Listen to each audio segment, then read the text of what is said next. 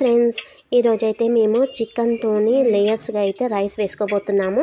ఈజీగా త్వరగా అవుతుంది. మేము ఎలా చేస్తామనేది మీతో షేర్ చేసుకుంటాను. ఫస్ట్గా అయితే ఉప్పు, కారం, పెరుగు, ఇంకా చికెన్ మసాలా, అల్లం వెల్లుల్లి పేస్ట్ అన్నీ కలిపేసి అయితే ఇలా పెట్టేసుకున్నాము.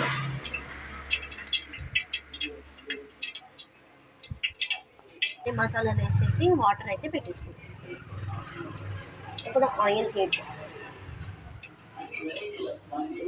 వేడి చేసుకున్న ఆయిల్ని మనము కలిపి పెట్టుకున్న చికెన్లో పోయాలి అనమాట. అలా పోస్తే ఏమవుతుందంటే మనకు చికెన్ కూడా ఇంకా త్వరగా అనేది ఉడుకుతుంది. ఉప్పు, కారం, మసాలా అనేవి ముక్కకు అనేది బాగా పడుతుంది అనమాట. సో మేమైతే చికెన్ లేయర్స్ చేసేటప్పుడు ఆయిల్ అయితే హీట్ చేసి అయితే దాంట్లో అయితే పోస్తాము. ఇంకా టేస్ట్ కూడా అవుతుంది.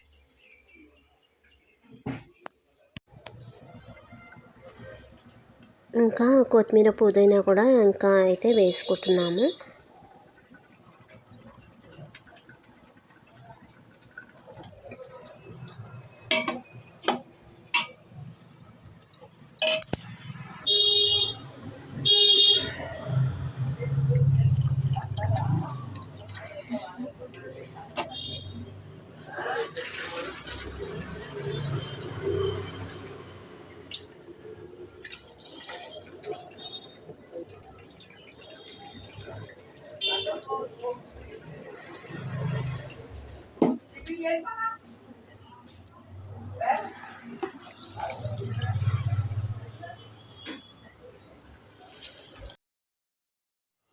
సో ఇవి బియ్యం అయితే బాస్మతి రైస్ అయితే కాదు, మనం రోజు వండుకునే రైస్తోనైతే చేయబోతున్నాను అనమాట. సో వాటర్ అయితే అది మసిలింది. సో ఇప్పుడైతే ఈ బియ్యాన్ని అయితే దాంట్లో వేస్తున్నాను. ఇది కూడా సేమ్ బిర్యానీ వండినట్టే 70% ఉడికిన తర్వాతనే తీసేయాలన్నమాట బియ్యం ఇవి కూడా. ఎందుకంటే ముందు నానబెట్టాము కాబట్టి సేమ్ బాస్మతి రైస్ లాగానే చేసుకోవాలి.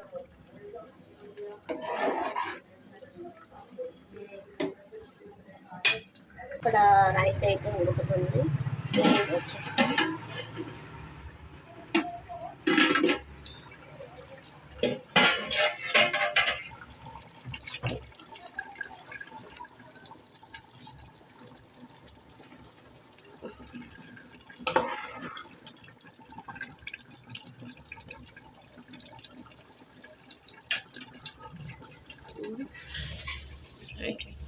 అయితే ఆల్మోస్ట్ అయితే ఉడికిపోయిందనమాట. ఇంకా రైస్ ఒకటి కావాలి. రైస్ ఒకటి అయిపోతే అయిపోతుంది.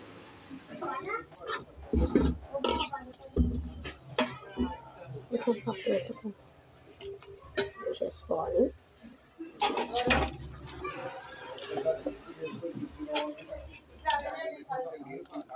అయిపోయిందా? సో కర్రీని అయితే చికెన్ కర్రీని ఒక సపరేట్ గిన్నెలో తీసుకున్న తర్వాత లాస్ట్లో కొంచెం కర్రీ అలాగే ఉంచేసి అందులోకి అయితే రైస్ అయితే వేసుకోవాలి.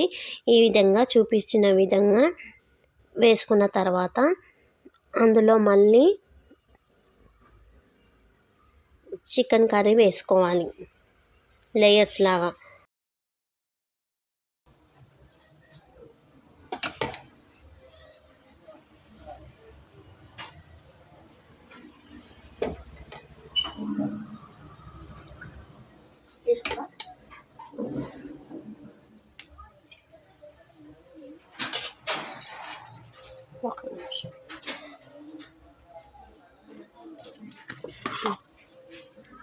సగం వేసి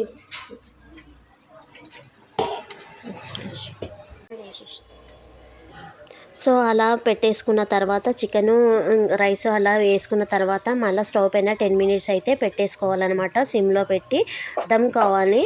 ఇంకా దాంట్లో నెయ్యి, ఇంకా కొత్తిమీర, పుదీనా, ఆనియన్స్ వేసేసుకొని 10 minutes ఉంచేసి దింపేసుకోవాలన్నమాట. ఎంతో టేస్టీకరమైన మనకు లేయర్స్ ఆఫ్ రైస్ చికెన్ అయితే రెడీ అయిపోతుంది. ఈ వీడియో కనుక మీకు నచ్చినట్లయితే లైక్, షేర్, కామెంట్, సబ్స్క్రైబ్ చేయండి.